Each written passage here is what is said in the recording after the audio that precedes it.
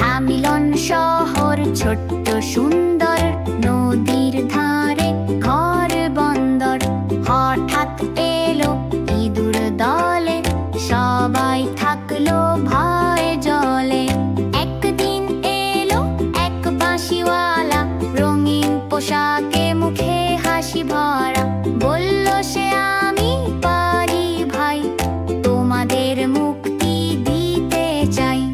বাঁশি হাতে সুর তোলে সে, পিউ পিউ বাজে জাদুর হাসে।